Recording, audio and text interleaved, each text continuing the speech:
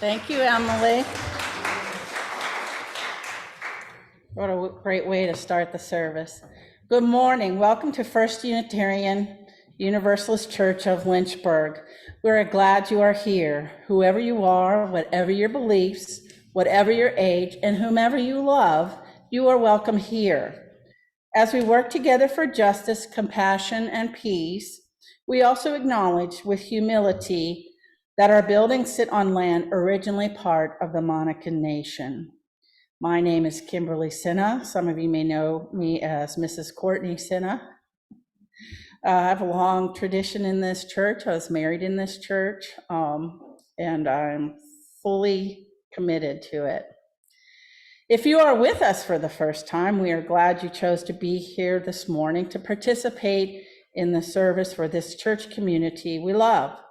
If you would like to receive our monthly newsletter and Friday email updates, please fill out the virtual visitor card found on our website, uulynchburg.org, under Sunday services, or if you're here in person, fill out the yellow card found in the back of the chair in front of you and place it in the offering basket during the offering. Today in religious education, we will be learning about belonging and not belonging. Preschool through second grade will meet in the upstairs main RE room, and the 3rd through 8th grade will meet in the RE room in the downstairs of U House. We are currently looking for one more religious education teacher to join our team. You do not have to teach every week. If you are interested in joining the rotation, please email or talk to our Director of Lifelong Education, Courtney Sinha. And I have a few more announcements. Please join us after social time for lunch at Charlie's on Graves Mill Road. They have a lovely patio for outdoor dining. Folks on Zoom, we'd love to have you join us as well. Can we get a head count of who might be interested in joining us so we can let the restaurant know? Okay. You might want to save the rest of the announcement at the end of the service. Okay. I'm sorry. Gotcha. Changing. All righty then. This morning, we offer a special welcome to our speaker, Terri Erwin, who is the new leadership engagement organizer for Virginia Interfaith Center for Public Policy. Now, I invite you to release our worries about the world and our own lives as we enter into the service by taking some slow, calming breaths.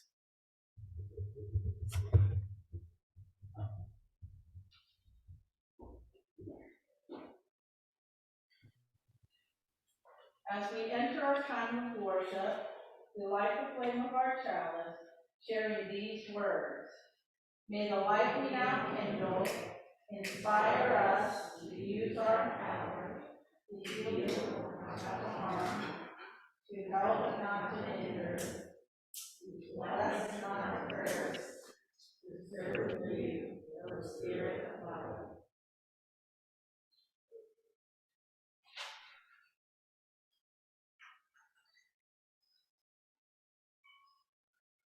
And now we sing together hymn number 125, From the Crush of Wealth and Power.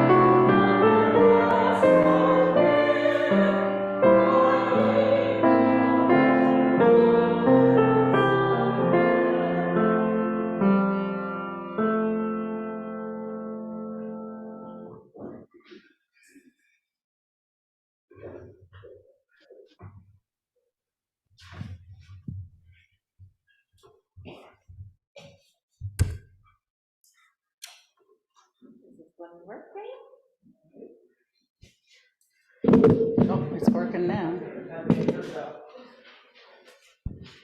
How's that? Much better. All right, I'd like to invite all of the young ones and young at heart to come down front and join me for story time.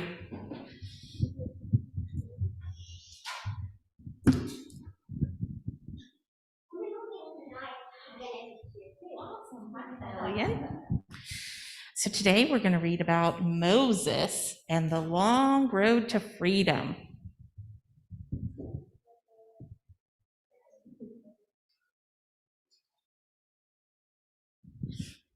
The young mother kissed her sleeping baby tenderly and then placed him in a wicker basket, which she set carefully into the water at the edge of the Nile River.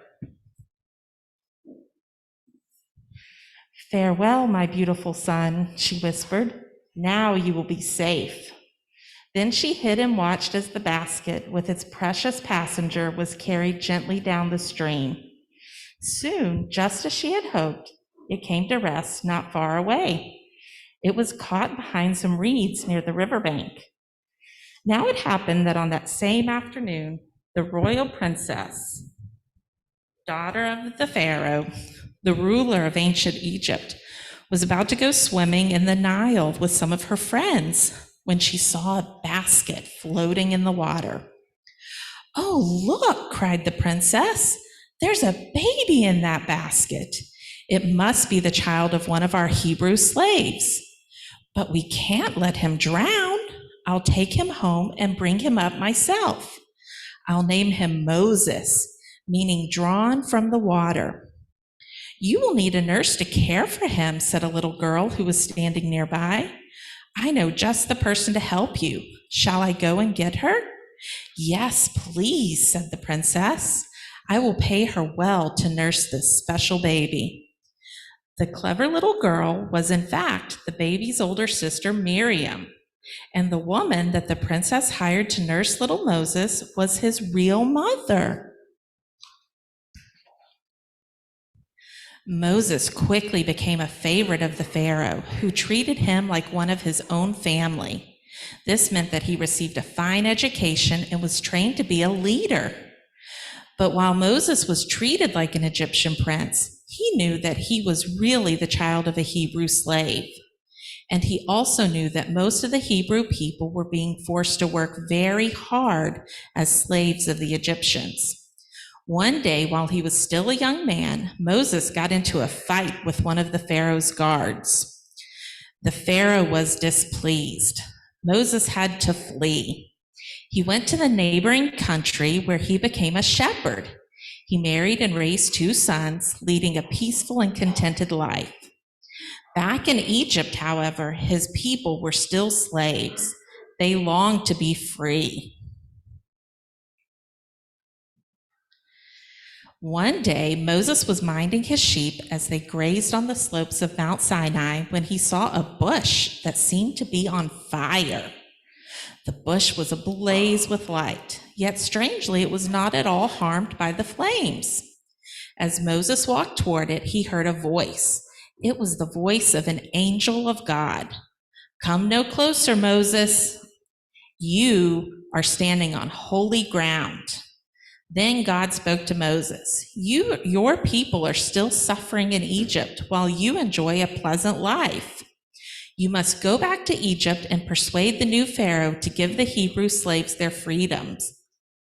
"But this is a very difficult task," protested Moses. "I am getting old, and I am not a good speaker. Why have you chosen me to do it?" "I have chosen you for good reasons. Take your brother Aaron with you. He is a very fluent speaker. He can speak for you if need be. But this new Pharaoh is a proud and stubborn ruler. Even if I tell him that you have sent me, he will not readily agree to do what I ask. I will need to do something to show him your marvelous power, something to make him respectful. Here is a marvel that you can perform yourself, Moses. I see you have your rod with you. Throw it on the ground." Moses did so, and to his surprise, the rod became a huge snake. "Now pick it up Moses gingerly picked up the snake by its tail, and the fearsome creature became just a rod in his hand once more. Weird. Yeah. Moses was satisfied. He agreed to do what God had asked. He and his family traveled to Egypt and met with the new Pharaoh. "Why have you come here?" demanded the Pharaoh. "Our God has sent us to ask you to free your Hebrew slaves," said Aaron. "They have worked for you for many years, but now they wish to go to another land where they can worship their own God and live in peace. I am more powerful than any god of yours. Why should I obey him?" Moses was expecting this question. In reply, he turned his rod into a terrifying snake and then back into a rod. But this wondrous feat did not impress the Pharaoh. In fact, it only made him more stubborn. "My own magicians can do this easy trick," he declared, and he ordered them to do so. But the snakes that the magicians produced were small, and Aaron and Moses' huge snakes gobbled them up. Even then, however, the Pharaoh did not change his mind. That's a pretty crazy picture, isn't it? Yeah. Yeah. Do you see? It did. It's eating that one's tail, isn't it? Now God was angry. He said to Moses, "I'll show this stubborn ruler what happens to those who don't obey. Tell Aaron to take his rod, and while the Pharaoh is watching, hold it out over the Nile River." When Moses and Aaron did as God told them, the water in the river instantly turned to blood. The fish that were in the river died, and it smelled so bad. Only Goshen, the section of the country where the Hebrews lived, was spared. The slaves had all the pure water they needed, but all over Egypt, the water was not drinkable. After a week, Moses took pity on the Egyptians' suffering, and he asked God to end their punishment. Then he went again to the Pharaoh. "You see what God can do if he is not obeyed. Now won't you agree to let my people go?" But the proud Pharaoh still refused. So once again, God showed the Pharaoh his anger, and Egypt was stricken with a new punishment. This time, God sent an invasion of, can you guess? What are those? Frogs. Yeah, lots and lots of frogs. Out of the rivers and ponds, they came in unbelievable numbers, hopping into people's houses. Those are somebody's feet because they're getting inside their shoes. They hopped into their houses and beds and their ovens. The fields and roads were covered. Pharaoh was still not willing to let his slaves go. So God sent more punishments. First, the Egyptians were infested with lice. Then they were bitten by fleas and harassed by swarms of tiny flying insects. Next, all the cows became sick. Then the people got sick. The Pharaoh's magicians and priests had to admit that they could not stop these new misfortunes. In fact, they themselves were ill. Finally, the Pharaoh agreed that if only God would stop these terrible afflictions, the slaves could have their freedom and leave the country. But they must leave their flocks of sheep and cattle here. Moses could not agree to this. "That is not fair," Moses said. At this, the Pharaoh grew angry. He refused once more to let the slaves go. So God decided to punish him again. This time he told Moses to point his rod toward the sky. As soon as Moses did so, God sent a storm over all of Egypt, except for the places where the Hebrews lived. It was the worst storm anyone had ever seen. As thunder crashed and rumbled, bolts of lightning set fields, barns, and houses on fire. Rain and hail poured down, breaking branches from the trees, striking down cattle, horses, and people, and even killing the grass and crops in the fields. It went on for days and then weeks without signs of stopping. The Pharaoh called Moses and Aaron to his palace and pleaded with them to ask God to stop the storm. "It was wrong of me to keep the slaves. You are right. I have been wicked. Please go and beg God to end this terrible storm, and I will let your people go to freedom.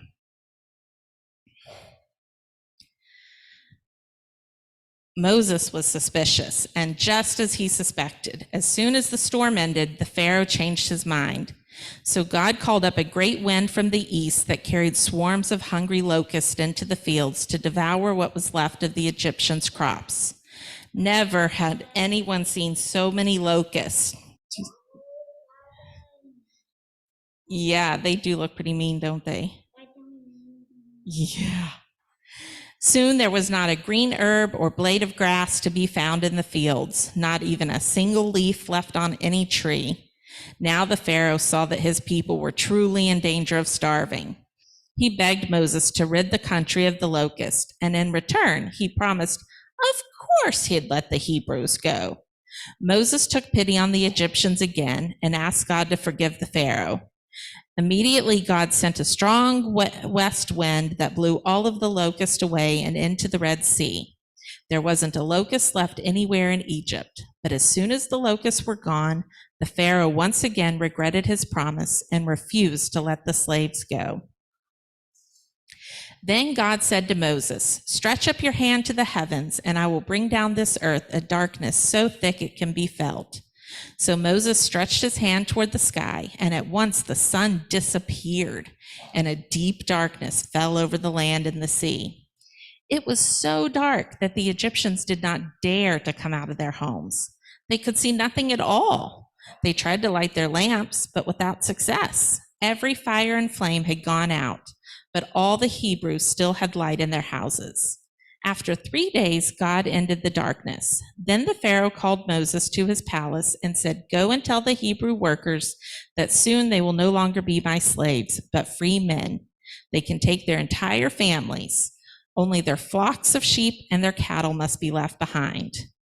"But what kind of freedom is that you offer? You know that we cannot leave without our flocks and our cattle. We would starve to death," exclaimed Moses. "I have told you before that we need them, as we will have no other way to make our living or make offerings to God." But when the Pharaoh heard this, he withdrew his offer once again. So the Hebrew slaves were still not free. Now finally, God's patience was at an end. He decided to send a terrible punishment, a plague that would destroy every firstborn animal and child belonging to the Egyptians. But first, he warned Moses, "Tell the Hebrews to make a note on their door so that I will know to save their children and their animals. It will be a sign to me." The next morning, there was no Egyptian household that had not suffered at least one loss. The Pharaoh, grieving over his own son, agreed at last to let the Hebrew slaves go. This time he seemed to be sincere. So the Hebrews and their families and their animals, headed by Moses and Aaron, set out at last on the road to freedom. God led them each day wrapped in a pillar of cloud, and at night he lit their way with a pillar of fire. They were a large group, approximately 600,000 strong. They went across the Egyptian border, but even there they did not feel entirely safe, so they continued on their way. Finally, they arrived at the edge of the Red Sea. On the other side of the deep sea lay freedom. But in the meantime, the Pharaoh and his advisors decided they had made a great mistake in letting the slaves go free. Suddenly, they realized how valuable the Hebrews' work had been. "Stop them! Don't let them get away," the Pharaoh commanded. To their alarm, the Hebrews now saw that they were trapped between the enemy behind them and the deep sea ahead of them. Moses cried out and asked God to save them. "Lift up your rod and stretch out your hand over the sea, and the waters will be divided. You and your people will be able to walk on dry ground right through the middle of the sea." And as soon as Moses raised his rod, a great wind blew out of the east. The wind divided the waters of the Red Sea, leaving a path of dry earth in between the high walls of water on either side. All the Hebrews ran across the path to safety, with their cattle and flocks of sheep behind them. When they reached the other shore, the people turned around and looked back to see how closely the Pharaoh's army was following them. To their astonishment, they saw the horses and soldiers floundering in the water as the walls of water closed on them. Every Egyptian soldier was kept away, but all the Hebrews had been spared. The end. What did you think about that story? Awesome.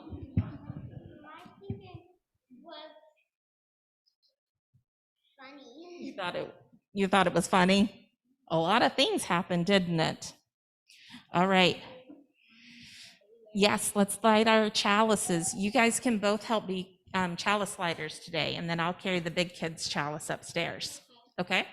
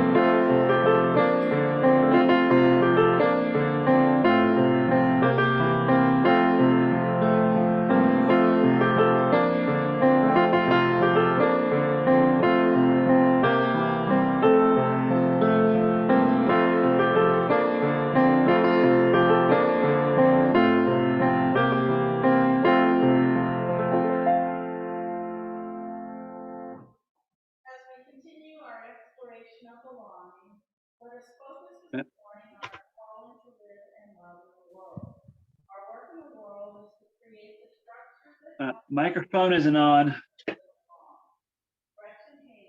Reminds us of this in the following meditation. In a world that feeds on moral outrage, we are here to cultivate moral courage. In a time that prizes picking sides, we gather to draw a wider circle. In a culture that teaches us to get for what we give and to ask, what's in it for me? We come to practice generosity and to remember we are all in this together.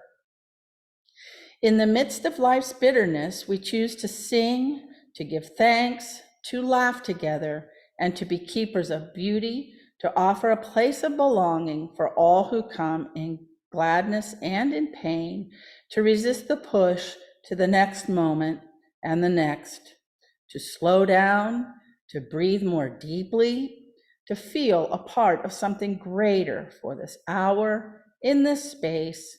Let us be the change we wish to see. Our church and congregation are sustained by the many volunteers and staff, as well as the monetary support of our members and friends. If you have found this church to be of value in your life, then I invite you to use the offering baskets here in the sanctuary, or if you are on Zoom, to use the donate button found at the UU-Lynchburg.org for donations to First Unitarian, or you may put your donation in one of the baskets of our greeters as they are passing.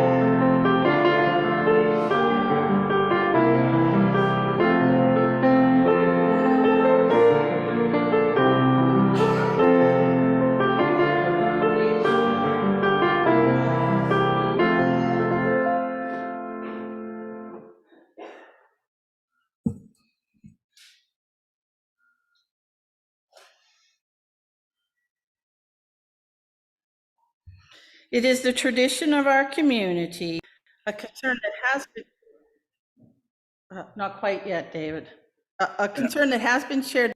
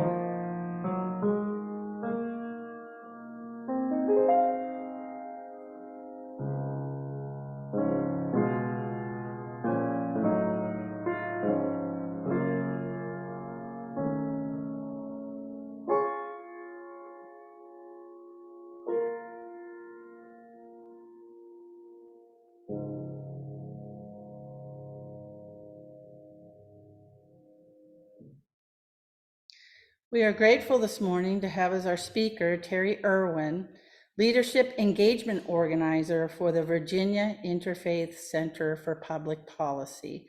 Welcome, Terri.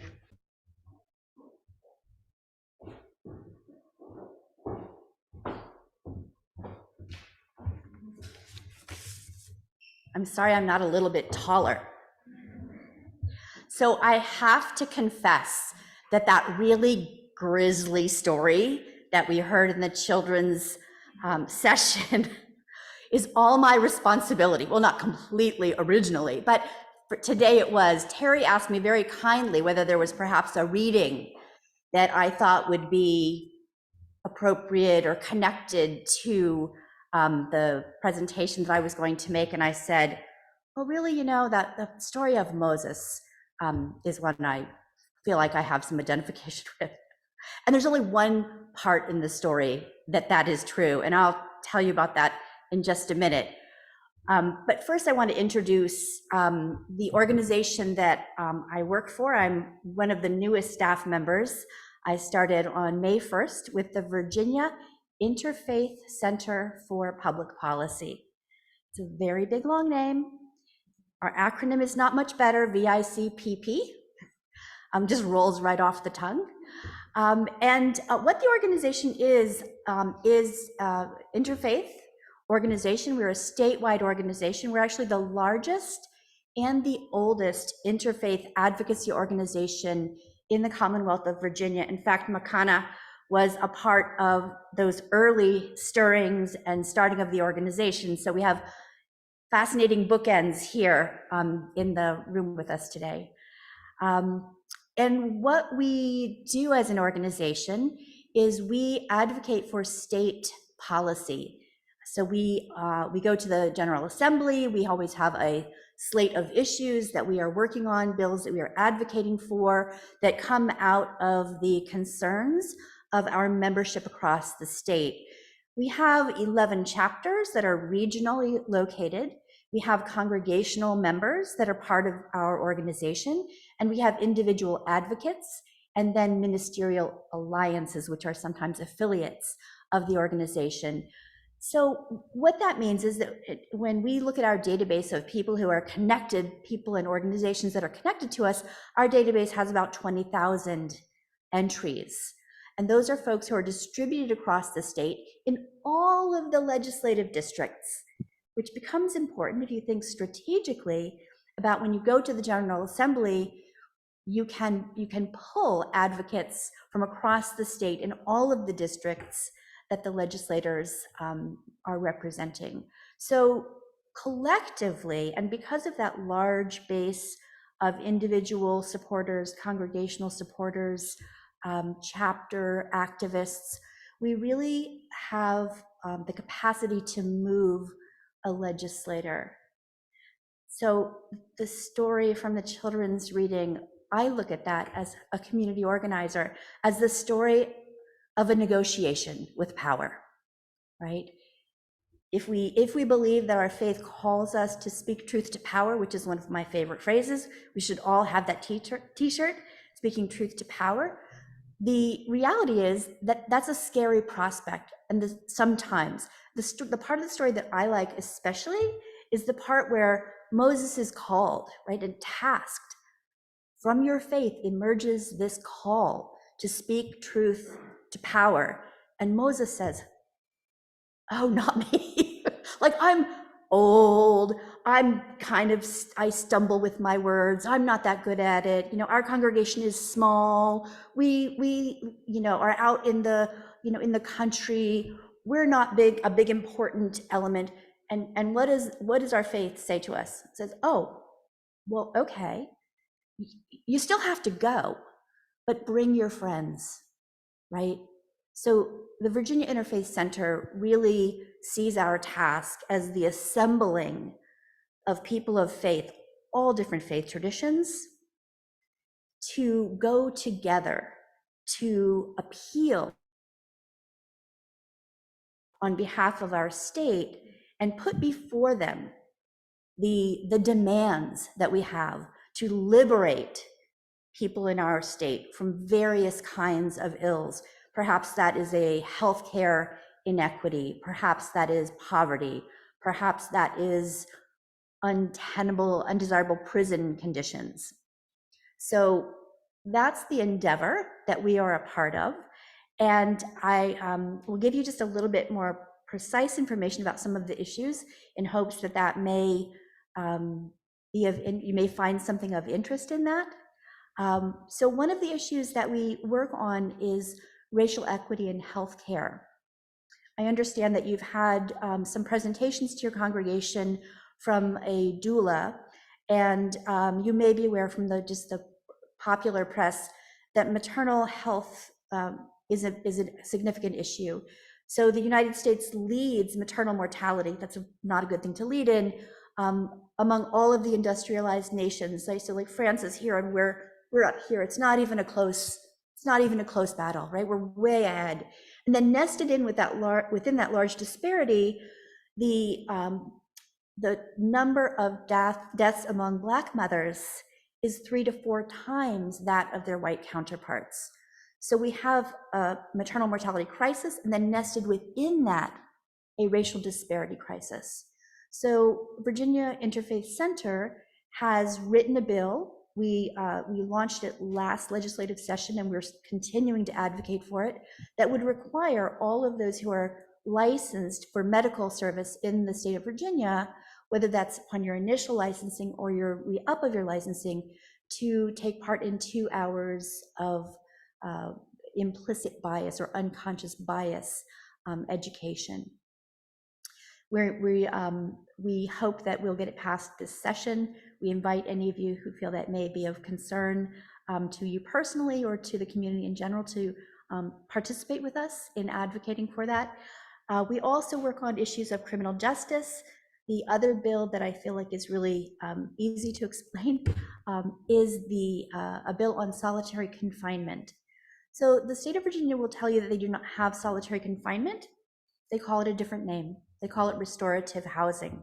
But the fact of the matter, it still means a 6x9 cell that you are in for 23 out of 24 hours a day. Your food is put through the door, and there are no limitations on how long or how often a person who is incarcerated may be assigned to those conditions. It can be a day, it can be a month, it can be a week, it can be years. There are no limitations on it. So the Virginia Interfaith Center is championing a bill that would limit the use of solitary confinement in the state of Virginia. We don't, unfortunately, believe that the conditions are politically right where we could get it abolished completely. But what we have proposed is that it be limited to only 15 days in a 60-day period, recognizing that the United Nations identifies solitary confinement as a form of torture, and that there are significant long-term physiological and mental health effects of people who are subjected to that kind of experience while they're incarcerated. So again, I'm going to extend that invitation. I'm going to say, look, if we go to the powers that be, will you join us? We'd love to have you. You'd make a big difference. We work on a few other kinds of issues. We work on worker justice, wage theft, for example. Folks who are, it's easy to talk about folks who are undocumented, who are very often the victims of wage theft, right? They get hired on to work for a week, and at the end of the week, after having worked all those days, the person who hired them says, like, you know what, I'm not going to pay you, or I'm not going to pay you the full amount, and I know you're not going to complain because then you would be reportable. So, and wage theft happens in ways that are dramatic like that, and in ways that are more subtle as well. Along with wage theft, we work on the issue of paid sick leave. So that's concerned particularly for people who work hourly wage jobs, right? People who are grocery store clerks and security guards and those types of things, where if you don't show up for work, you don't get a check. So during a pandemic like we've had, we've had folks who really have had no buffer between them and financial insecurity and ruin. We also have an initiative on hate crimes. That's both at the level of congregations and also at the level of colleges, which is actually my primary responsibility, is outreach to seminaries and to educational institutions. We have a kind of an anchoring day that is important when the General Assembly is in session. We call it our Day for All People, which I think is one of the best names for an event that I can think of. The Day for All People is when we invite anybody connected with our organization from across the state to come to Richmond to meet with your legislators. We do some training sessions on how to do a legislative visit, and then we all go in and divvy up and go to the offices of our particular delegates and senators. But maybe getting to Richmond seems a little bit out of reach for you.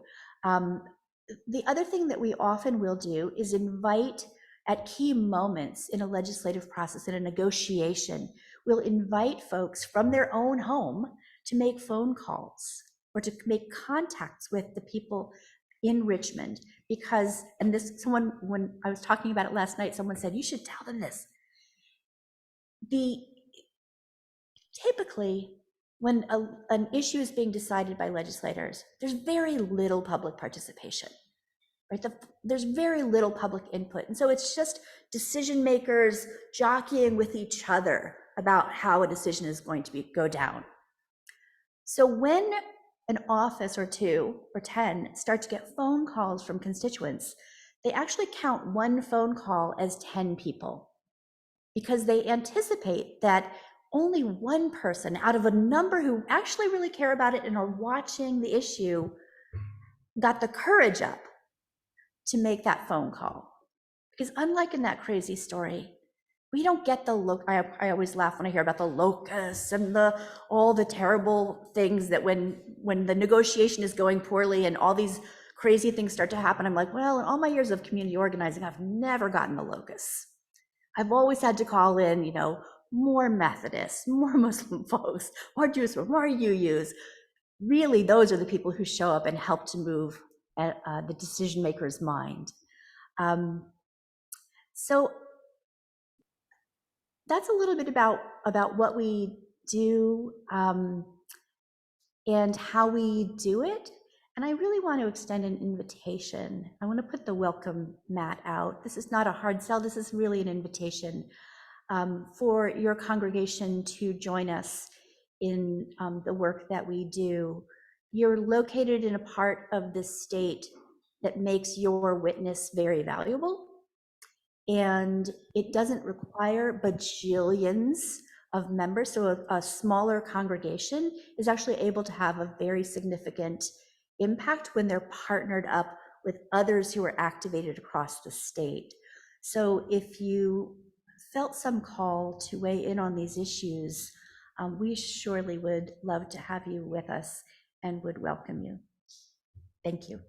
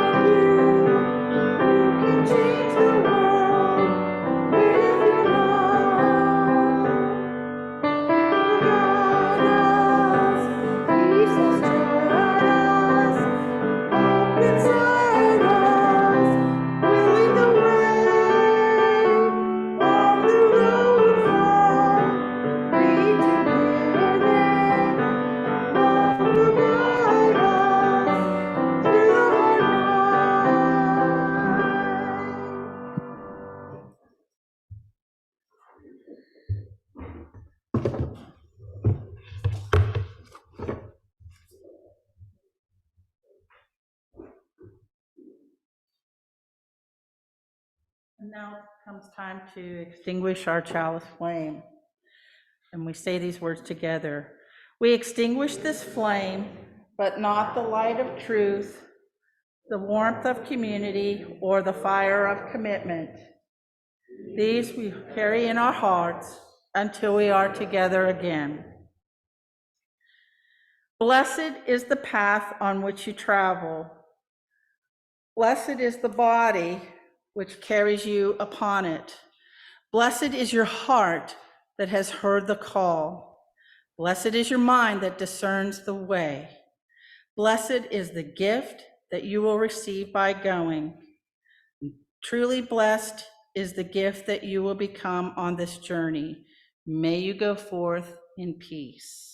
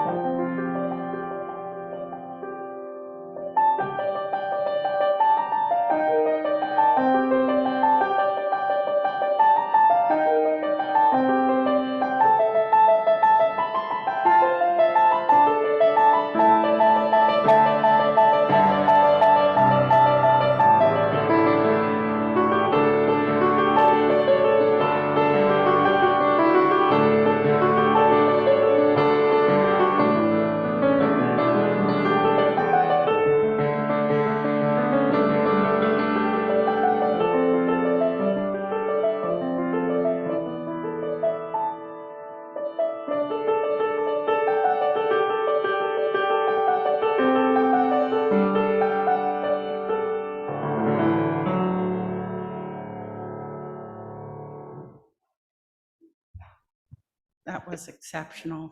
Thank you. So I do have some announcements. At the time, I didn't realize we're saving them to the end, so I apologize. So as I said earlier, we're joining for a lunch at Charlie's on Graves Mill Road. Folks on Zoom, we'd love to have you join us there. I think I saw a show of hands, about 5 people, maybe more. So we'll get a count maybe afterwards. Join us at Get Town Lynchburg next Saturday, October 1st. If you would like to help volunteer at our booth, please contact Courtney Sinna. Interested in becoming a member of First UU? Join Reverend Terri for a conversation about Unitarian Universalism, our congregation, and what it means to be part of our congregation, as well as any questions you might have. Please email Reverend Terri if you would like to join the group at tbailoff@gmail.com. The sessions are October 13th, 7 p.m. on Zoom, and October 16th, 2 p.m. Let's grab a bite to eat after the service and return to the library and Unitarian House for conversation and enjoy and exploring membership. Making Peace and Decisions About Aging on October 23rd at 2 p.m. Join us in the sanctuary for a workshop addressing the 5 wishes, decisions we choose for how we want to live and die, including both advanced directives and the kind of comfort we wish for as we move toward death. Mr. Joe Kuster, an attorney, will join us to discuss legal documents necessary for ourselves and our families. Please email the church office to sign up. A Zoom link will be provided for those who cannot attend in person. And Makana, do you have an announcement for a step along the path to meditation?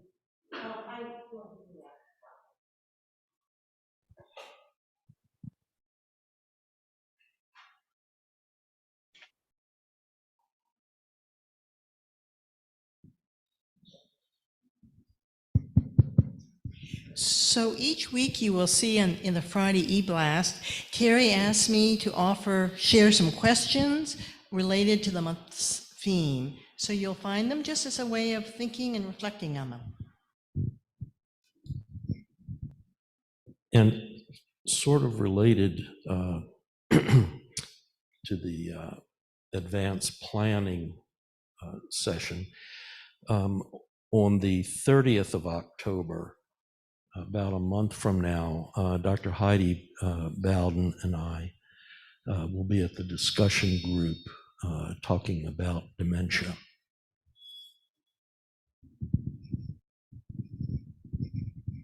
You'll have to make a note of that.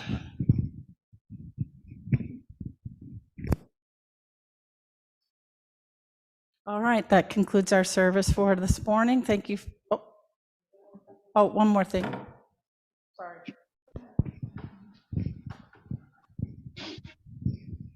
So for those of you in the sanctuary, if you'd like to sign up to be on the VICPP mailing list, there'll be material out in the Drysdale Hall. For those online, you can sign up by contacting the church and they will forward your information. And I encourage you all to do this.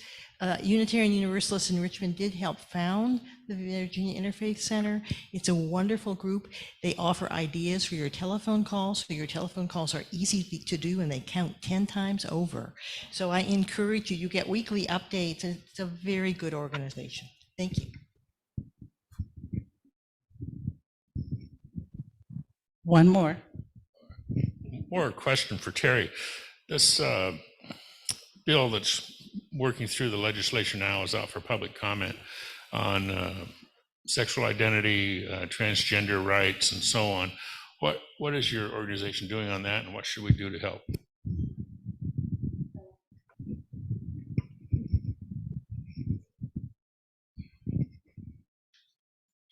So this is a topic on which I have to offer apologies. Because of the interfaith nature of our organization and the fact that it includes religious perspectives that differ one from the other, we as an organization tend no, we in fact, we do leave those issues to others who feel that they are advocating from within their faith perspective or their opinion, their life experience. And we really focus our efforts on issues on which our faith traditions that are part of our work are in concurrence. So especially in this day and time, we do recognize that it leaves a gap in our work. But we hope that when we explain why that is, in the interest of holding the coalition together in terms of effectiveness on many issues, we leave some work to other folks. Although inside our organization, lots of our congregations are engaged, and our staff as well. And thank you for that, Vanessa. I'll remind you that public comment for that opens up tomorrow. And I don't know if it's legislation, but it is a Board of Education policy for the schools to abide by. So, all right, I think that concludes our service. So we hope to see you at Charlie's. And thank you for coming. And we thank again our speaker.